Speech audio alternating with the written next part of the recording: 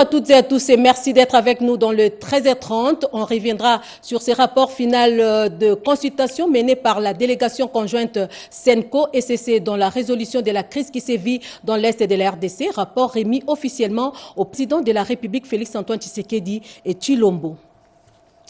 Comment offrir des services lucratifs aux déplacés et réfugiés internes pour leur autonomisation financière? Une table ronde a été organisée par le Fonds pour l'inclusion financière en vue de quoi? Voilà tout pour les titres. Encore une fois, ravi de vous retrouver pour cette édition de la mi-journée. En nouvelle, le président de la République, depuis ce matin à Luanda, en Angola, où il va participer au 17e sommet des affaires États-Unis-Afrique 2025, au cours de ces assises organisées par le Corporate Council on Africa et le gouvernement angolais. La question du projet du corridor des Lobito sera au cœur des échanges entre les dirigeants africains et américains. Les voies de la prospérité, une vision commune du partenariat entre les États-Unis et Afrique, c'est le thème de ces sommets. On y reviendra tout au long de ces journaux. On commence donc par cette délégation conjointe SENCO-ECC avec à sa tête Monseigneur Donatien Cholet. Cette délégation est allée remettre officiellement au chef de l'État Félix-Antoine Tshisekedi Tshilombo son rapport d'information de la phase de consultation menée auprès des différentes parties impliquées dans la résolution de la crise qui sévit dans l'Est de la RDC. On fait le point avec Blandine Zofo. Pour la deuxième fois en l'espace de 4 mois, les responsables religieux catholiques et protestants sont venus à la rencontre du chef de l'État Félix-Antoine Tshisekedi Tshilombo, cette fois-ci pour lui présenter le rapport d'information relatif aux consultations menées à leur propre initiative auprès des différentes parties impliquées dans la résolution de la crise qui sévit dans l'Est du pays. Comme le 3 février dernier, c'est suite à sa demande que la délégation conjointe SENCO-ECC, conduite cette fois-ci par Monseigneur Donatien Cholet, secrétaire général de la SENCO, a souhaité partager les conclusions de sa tournée aux garants de la nation. Quand nous sommes venus la première fois présenter au président de la République l'initiative Pacte social pour la paix et le bien vivre ensemble, il nous a écoutés et nous a demandé de lui laisser le temps pour qu'il s'imprègne des documents qui lui ont été laissés et puis que nous retrouvions à un autre moment pour échanger davantage sur le contenu. C'est ce qui a été fait aujourd'hui et il a pris le temps de nous écouter. Nous l'avons aussi écouté, mais le plus important, c'est qu'il a mis en place une équipe qui va continuer à travailler avec nous pour approfondir la mise en œuvre de cette initiative. La réunion a tourné autour de 2 points. Le premier, c'est le rapport d'information de notre phase de consultation qui avait été menée. Nous avons évalué ensemble les points forts et les points faibles. Et le deuxième point, c'est que il a décidé de mettre en place une équipe qui va travailler avec nous pour voir ce que seront les prochaines étapes. Bien avant cela, le président de la République a reçu le général Muhoozi Kainerugaba, chef d'état-major et commandant de l'armée ougandaise.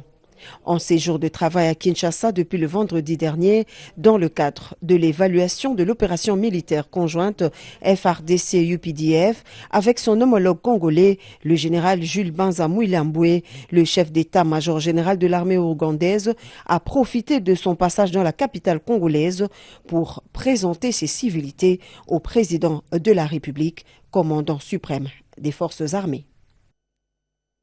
Je vous amène en Angola, plus précisément à Luanda, où s'est tenue la table ronde ministérielle internationale sur le diamant naturel. La RDC a pris part à ces assises via le ministre des Mines, Kizito Pakabomba. Retour en image avec Paulette Lomba.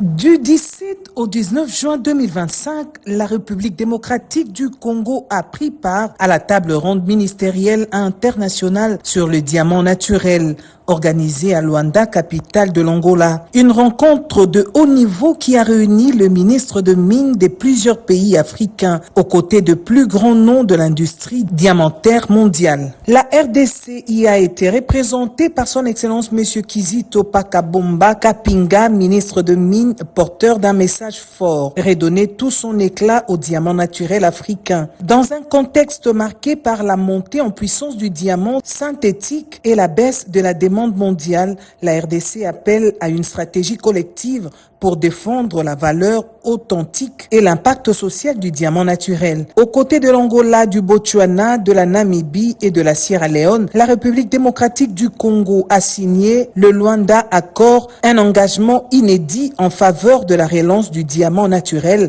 à l'échelle internationale. Ces protocoles prévoient la création d'un fonds mondial financé à hauteur d'1% des revenus issus de la vente de diamants bruts et destiné à soutenir une grande campagne de communication mondiale. Avec une vision claire, une volonté affirmée et un engagement fort, la RDC entend redéfinir l'avenir du diamant africain. Comment offrir des services lucratifs aux déplacés et réfugiés internes pour leur autonomisation financière? Des stratégies sont mises en place pour y parvenir, à l'instar de cette table ronde tenue à Kinshasa sous l'initiative du FPM, Fonds pour l'inclusion financière. Des précisions de Malumbela et Elitumba. En République démocratique du Congo, des stratégies sont en gestation pour offrir des services financiers aux déplacés et réfugiés internes pour leur autonomisation financière. Il a été démontré au cours des différentes interventions de cette table ronde que les réfugiés et déplacés de guerre sont des acteurs économiques à part entière. La table ronde ici, elle est utile pour qu'il y ait une coordination, pour que ceux-là qui se déplacent soient intégrés dans les tissus de développement économique de notre zone. Et quand ils sont inclus financièrement, ils ont la capacité de générer, de produire, ils ont la capacité de créer de la richesse. Les participants, les PAM, le HCR, la CNDH, la BCC, la CNR et autres institutions n'ont pas tari d'éloges à l'endroit du FPM pour l'organisation des travaux de cette table ronde à Kinshasa. Près de 8 millions de réfugiés congolais depuis cette guerre d'agression et tout ce qui s'ensuit actuellement avec les clashs à l'est du pays. Vous voyez que nous avons une population qu'il faut absolument encadrer. Je salue cette initiative au nom de la CNDH et nous allons apporter notre contribution. La feuille de route sortie de ces travaux sera soumise à l'approbation du gouvernement congolais. Il y a une feuille de route qui est proposée, que ce soit côté offre, c'est-à-dire les institutions financières, côté demande, les réfugiés et personnes déplacées, les régulateurs, l'État, et les bailleurs de fonds, les organisations d'appui, et nous avons compris que les outils existent déjà et testés dans d'autres pays. Il est juste question que le gouvernement congolais puisse vraiment nous aider à valider les mécanismes tels que proposés. En visioconférence, les participants de l'Organisation internationale du travail ont soutenu l'idée d'intégrer les déplacés de guerre et les réfugiés internes dans les stratégies nationales de l'inclusion financière et d'accompagner cette initiative du FPM pour l'autonomisation financière effective de ces communautés vulnérables. Dans un autre registre, plusieurs infrastructures sociales sont en train de se réaliser dans le cadre du programme de développement local PEDEL 145 territoires dans le Nord Ubangi. Les élus de cette province ont rencontré le vice-premier ministre et ministre du Plan, Guilain Nyembo, pour quelques vérifications. Rodépanda. Cet entretien du vice-premier ministre, ministre du Plan, Guilain Nyembo, et les élus sénateurs du Nord Ubangi a porté essentiellement sur l'état d'avancement des projets en cours dans les 4 territoires que compte cette province dans le cadre du programme de développement local PEDEL 145 territoires. Les élus nationaux sont allés s'enquérir des progrès réalisés, des défis persistants ainsi que les perspectives pour l'achèvement des travaux dans les délais prévus. Nous avons effectivement pu obtenir certains chiffres ou certains taux de réalisation, notamment sur les centres de santé ou les écoles qui ont été déjà construites dans les territoires. Nous attendons maintenant aussi certaines documentations qui nous permettra effectivement, comme vous savez, à la rentrée de la session parlementaire de septembre, nous avons un rapport parlementaire à effectuer. Nous pourrons donc effectivement alimenter ce rapport avec les échanges que nous avons pu obtenir avec le vice-premier ministre du Plan, quant à la problématique du PDL 145 territoires. De son côté, le VPM du plan a réaffirmé l'engagement du gouvernement à conduire les PDL 145 territoires à bon port, conformément à la vision du chef de l'État Félix-Antoine Tshisekedi de doter chaque territoire de la RDC des infrastructures sociales de base. Il a également salué l'implication de parlementaires dans le suivi de proximité de ces programmes stratégiques, gage de la redevabilité et d'efficacité. Cette rencontre s'inscrit donc dans la dynamique de concertation continue entre le gouvernement central et les élus des territoires pour une mise en œuvre transparente et participative. Le marché central d'Izando pourrait être rouvert dans plus ou moins 4 mois. Les travaux de construction ont suffisamment avancé à plus de 70%, affirmation du gouverneur de la ville-province Kinshasa, Daniel Bumba, au terme d'une visite d'inspection sur ces lieux de négoce. Une fois de plus, Rodé Panda. À quand la fin des travaux du marché central de Kinshasa et à quand son inauguration, la population de Kinshasa demeure impatiente. Hasard des agendas, la vice-présidente de l'Assemblée provinciale de Kinshasa, l'honorable Germaine Chinyama Nzolantima, assistée de membres du bureau, les rapporteurs et les questeurs d'un côté et les gouverneurs de la ville de Kinshasa, Daniel Bumba Lubaki, de l'autre, étaient descendus sur le terrain. Loin d'être un geste protocolaire, cette visite technique s'inscrit dans la démarche du leadership incarné et engagé pour palper les réalités et évaluer l'évolution des travaux visiblement presque terminés. Toute l'équipe des élus de Kinshasa et l'exécutif provincial a parcouru tous les compartiments de ces grands lieux de négoce en forme de bâtisse. La fiche technique renseigne que les travaux ont atteint 80% des réalisations et l'inauguration interviendra dans un bref délai de plus ou moins 3 mois pour répondre aux vœux du chef de l'État Félix-Antoine Tshisekedi qui tient à soulager le calvaire de la population commerçante de Kinshasa. Les acclamations enthousiastes des commerçants et riverains s'accompagnent aussi des réclamations à l'approche des autorités provinciales sur les conditions exigées pour obtenir un étalage. Techniquement, déjà à 90%. Nous avons constaté que les travaux ont atteint plus de 80%. Dans peu de temps, nous devons autoriser à la population d'occuper les marchés centrales. Il faut topper sa go, batuba kota zando, bateka na conditions modernes. Dans une atmosphère empreinte de chaleur populaire, la vice-présidente a rappelé l'importance du rôle des assemblées provinciales dans les contrôles citoyens des politiques publiques, les suivis dans la gouvernance et les réalisations, notamment en matière d'infrastructures et aménagement urbain. Au-delà de l'opération Ndobo 2 qui produit déjà ses effets à Kinshasa, le général Israël Kantou Bakou, le commandant de la police de la ville de Kinshasa, a mis le cap sur la sécurisation et la surveillance du corridor Matadi-Kinshasa. Il a, de ces faits, déployé une unité pour sécuriser les poids lourds. Images et commentaires. Il avait promis qu'il sera un flic de terrain. Le voilà en action. La semaine n'était pas de tout repos pour les commandants de la police de la ville de Kinshasa, le général Israël Kantou Bakou. Le lundi 16 juin, il a lancé la deuxième phase de l'opération Ndobo avec comme spécificité la traque des braqueurs à Kinshasa. L'opération produit déjà ses fruits.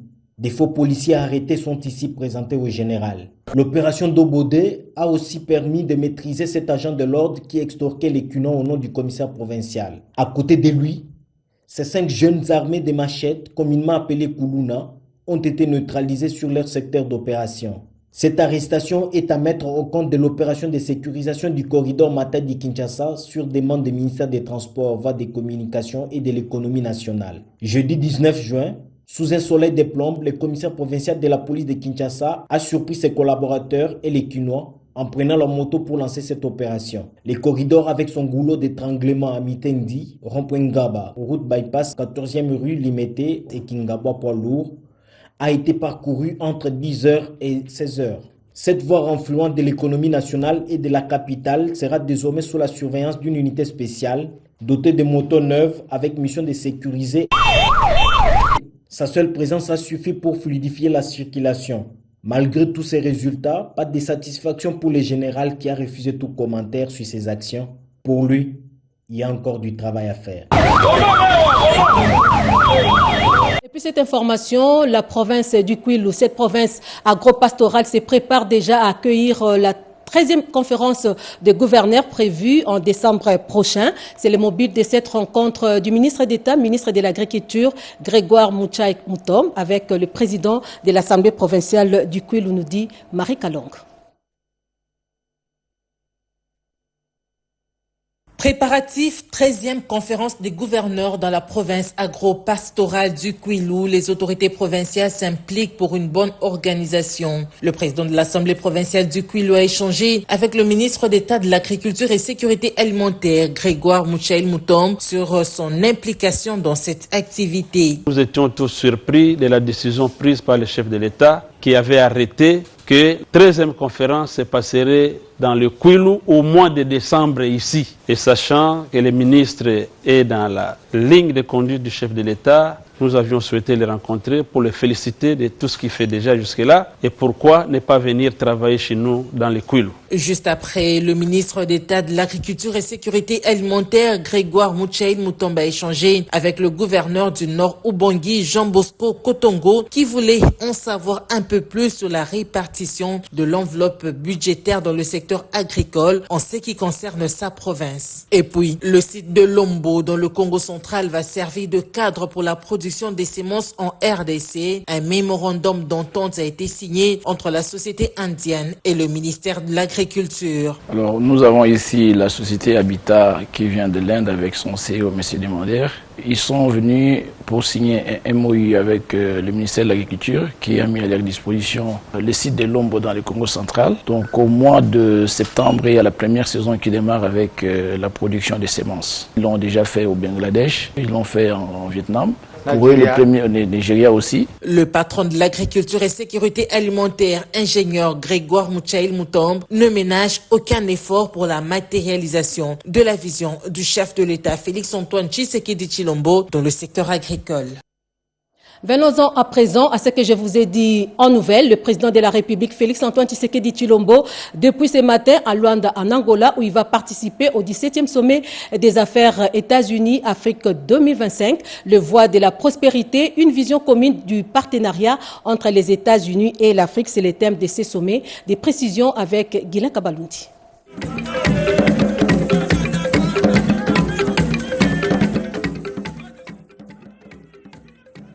Luanda, sous le feu de la rampe cette semaine, la capitale angolaise accueille dès ce lundi 23 juin 2025 le 17e sommet des affaires États-Unis-Afrique organisé par le Corporate Council on Africa, CCA, conjointement avec le gouvernement angolais. Ce sommet réunit plus de 1500 délégués, dont des chefs d'État, des chefs de gouvernement et des ministres africains, de hauts fonctionnaires d'entreprises américaines et africaines. Les voies de la prospérité, une vision commune du partenariat entre les USA et l'Afrique, tel est le thème principal de ce rendez-vous d'affaires qui a lieu à la baie de Luanda dans la côte de l'Atlantique. Le président de la République, Félix-Antoine Tshisekedi Tshilombo, est arrivé ce lundi matin à Luanda pour participer à cette rencontre de haut niveau.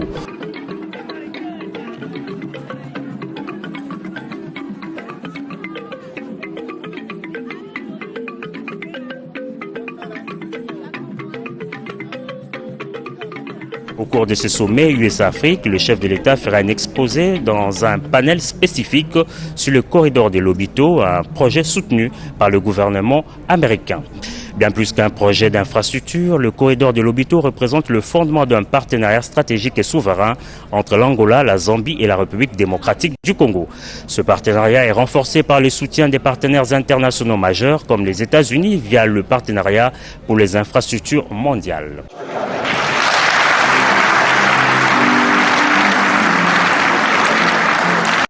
Revenons dans la capitale, direction la province du Kwilu, plus précisément dans la ville de Kikwit. Cette ville se veut une ville propre et résiliente. Le maire de cette ville a procédé au lancement des travaux communautaires appelés Salongo. Émilie Kayundo, commentaire. Kikwit, une ville touristique au potentiel économique qui attire de nombreux investisseurs. Conscient de cette opportunité, le maire Abengia Makachaka a fait la ronde pour se rendre compte de l'effectivité des travaux d'assainissement communautaire appelés Salongo. Depuis la ville basse jusqu'au pont Kouilou, le numéro 1 de Kikwit a sensibilisé la population sur les biens fondés de l'hygiène, surtout en cette période de la saison sèche. Abengiama a procédé au déplacement de vendeurs dont les étalages dépassaient la limite de la chaussée. Il a également interdit la vente de produits vivrières à même les sols, question de garantir la sécurité alimentaire et éviter les accidents.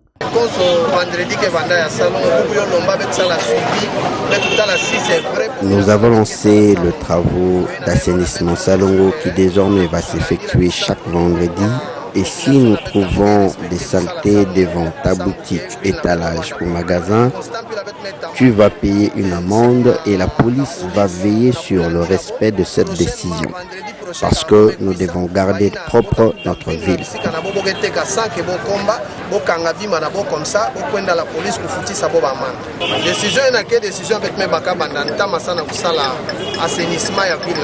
Désormais, les travaux de Salongo seront effectués chaque vendredi de 8h à 11h.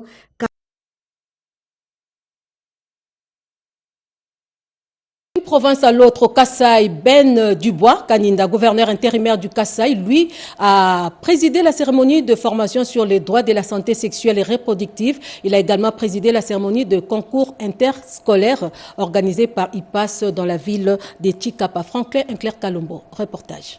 Ces concours d'élèves des clubs droits de la santé sexuelle et reproductive visent à valoriser les apprentissages réalisés, promouvoir l'émulation entre les clubs d'élèves et de célébrer les savoirs comme un outil de transformation sociale. Patience Lissi Kalissassi, représentant de IPAS, promet l'accompagnement des élèves pour les prochaines inscriptions. Je tiens à vous féliciter. Vous avez suivi avec assiduité les 8 modules DCC qui vous ont permis d'acquérir des connaissances fondamentales sur vos droits en tant que jeunes, la prévention des grossesses précoces, la gestion de la santé menstruelle, la lutte contre les violences basées sur le genre. Virginie Alembe, Proved Kasaï 1, a dans son allocution félicité la prise de conscience collective des élèves et enseignants sur droit de la santé sexuelle et reproductive. Bendibois Kaninda, ministre provincial de communication et médias, a au cours de son intervention promet l'accompagnement du gouvernement provincial. En tant que gouverneur de province, je m'engage à appuyer toutes les initiatives visant à garantir l'accès à une éducation de qualité pour chaque enfant. Et je dois continuer à renforcer des partenariats comme celui avec IPAS. Signalons qu'après débat et délibération, l'Institut Chukonga est sorti première, suivi de l'Institut Ken, et les prix ont été remis à tous les 6 instituts ayant pris part à ces concours. Et pendant ce temps, le gouverneur intérimaire du Kasaï oriental, Augustin Kayemba Moulemena, lui, a effectué une visite d'inspection dans quelques médias de sa province. Léon Omodo, Jeff Chocha, reportage. Le gouverneur de province intérimaire du Kasaï oriental, Dr Augustin Kayemba Moulemena, a totalisé le 19 juin 30 jours à la tête de la province. À cette occasion, il a visité quelques chaînes de radio et de télévision de la ville de Mbujimaï. À l'étape de la RTNC, après l'accueil, l'autorité provinciale a visité la régie radio, la technique TV, le secrétariat, la salle de rédaction et du programme. Au terme de cette visite guidée par le sous-directeur logistique Ladislas Chibambakou Nadipa, le gouverneur intérimaire a déploré les conditions difficiles dans lesquelles les agents et cadres de la RTNC Kasaï oriental travaillent. Ce qui a motivé mon déplacement, c'est une chaîne publique et j'ai préféré voir dans quelles conditions les agents de la RTNC travaillent. Alors j'ai constaté qu'il y a beaucoup à faire vraiment pour innover. Vraiment très touché, je viens même de conseiller les directeurs de programme s'ils peuvent présenter les besoins pour me permettre de formuler un plaidoyer pour voir dans quelle mesure on peut venir cette chaîne de radio en aide. En bon père de famille, il a fait un don de cartons de papier et de boîtes de bic, des chaînes de radio et télévision Kalonji, KHRT, RTOP, RTK, FDEM, RTDK et RTF ont été aussi visités et reçu de l'autorité provinciale des cartons de papier et des boîtes de bics. Leurs directeurs de programme ont formulé quelques demandes à l'autorité provinciale, à savoir signer des contrats de partenariat formels avec eux, réduire des taxes et leur assurer un courant permanent. Le gouverneur Aïe a pris acte de ces demandes. Il leur a promis de répondre prochainement. Joli coup de filet de la police nationale congolaise au Kasaï oriental. 40 valises des chanvres ont été interceptées à l'aéroport de Mbujimaï et ont été incinérées le samedi 21 juin 2025. Incinération samedi 21 juin 2025 d'une grande quantité du chanvre contenu dans 40 valises au Kasaï oriental. Ces stupéfiants dangereux pour la santé humaine ont été interceptés par les services de sécurité à l'aéroport de Mbujimaï, prêt à l'embarquement le 18 juin 2025 vers Lubumbashi dans la province du Katanga. La cérémonie de l'incinération s'est déroulée dans le village de Benadipumba à la hauteur du péage Konchi. C'était en présence du ministre provincial de l'Intérieur Patrick Mokendi Makanda, représentant du gouverneur Aïe, du commissaire divisionnaire de la PNC Kasaï oriental André Mbombo, de quelques officiers des FRDC et autres services. Le ministre provincial de l'Intérieur salue ces jolis coups de filet de la police nationale congolaise et d'autres services. Le grand message, c'est que l'État ne se fatiguera pas à traquer les hors-la-loi qui sont dans des sales besognes pareilles. Mention spéciale à l'ensemble des services de sécurité, à la police nationale congolaise, au FARDC, à l'ANR, à la DGM et tous les héros dans l'ombre qui ont participé à l'ensemble de cette opération. Les commissaires divisionnaires de la PNC Kasaï oriental rassurent de traquer ceux qui sont dans ce trafic. Et la police continue à faire son travail. La police ne va pas croiser les bras. Et d'ailleurs aussi nous remercions la 21e région militaire parce que c'est le concours de tous les services comme nous sommes là pour traquer ces gens et démanteler les réseaux. Donc le travail continue pour chercher qui sont les auteurs. Il faut rappeler qu'il y a moins d'un mois qu'une autre grande quantité de chanvre a été incinérée au Kasaï oriental. La population est appelée à la vigilance pour dénoncer ces genres de trafic qui sont l'une des causes de la délinquance juvénile. Santé, l'hôpital Ngando dans le groupement Kambo, territoire de Kasenga, dans le Haut-Katanga, doté de matelas et médicaments pour la prise en charge des patients. Une dotation signée l'honorable Martin Kazembe Choula, vice-gouverneur du Haut-Katanga. Images et commentaires. Autrefois, l'hôpital Ngando était confronté au problème des manques de produits pharmaceutiques et de tout ce qui concerne la literie. Le problème avait été posé à Martin Kazembe Choula lors de son passage ici. Il n'a pas traîné pour venir à la rescousse de ses électeurs à la députation provinciale. Rémi Moulumba Lumbeta et Brigitte Choula, respectivement secrétaire particulier assistante, viennent de remettre au nom de l'honorable Martin Kazembe Choula un lot important de médicaments, des mousses, des draps, des caches-matelas ainsi que des poches-matelas à l'infirmier titulaire. Voilà, chose promise, chose faite. Nous apportons en son nom les lots de médicaments que vous voyez et quelques matelas pour les lits des malades. C'est un poste de santé qui revêt d'une importance capitale parce que les groupements ici, tous les villages environnants viennent se faire soigner ici. Nos remerciements s'adressent à Martin Kazembe Choula pour cette dotation au poste hospitalier d'Ingando. Les patients du groupement Kambo peuvent désormais compter sur vous, Excellence. Merci de nous avoir doté des matelas. Merci au vice-gouverneur Kazembe Choula. Pas d'inquiétude pour les malades internés ici. Leurs factures ont été honorées par Martin Kazembe Choula. Martin Kazembe Choula a beaucoup travaillé franchement. Il nous a amené les produits pharmaceutiques et il a pris en charge les factures des malades. Que Dieu les bénisse. Ceci traduit sans aucun doute le rapprochement entre Martin Kazembe Choula et la population qu'il a élue à la députation provinciale.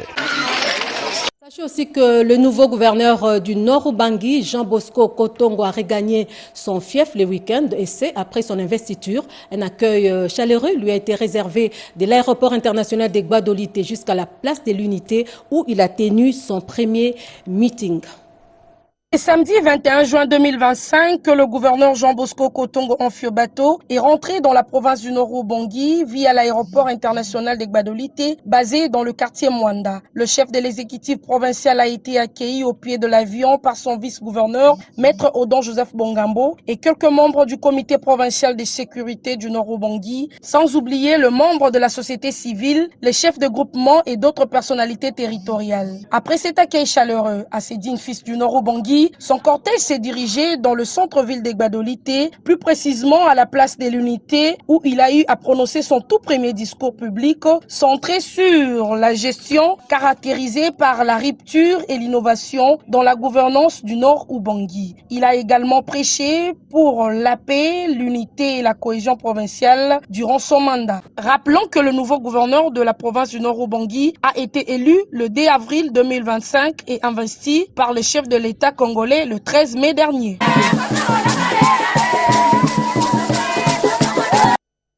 Le professeur émérite Clément Kabange Ntabala, icône du monde scientifique de la RDC, à l'honneur, il vient de mettre sur la place publique un ouvrage intitulé « Les mélanges des volumes 1 et 2 sur droit interne », la cérémonie de vernissage organisée le samedi 21 juin 2025. Rodépanda.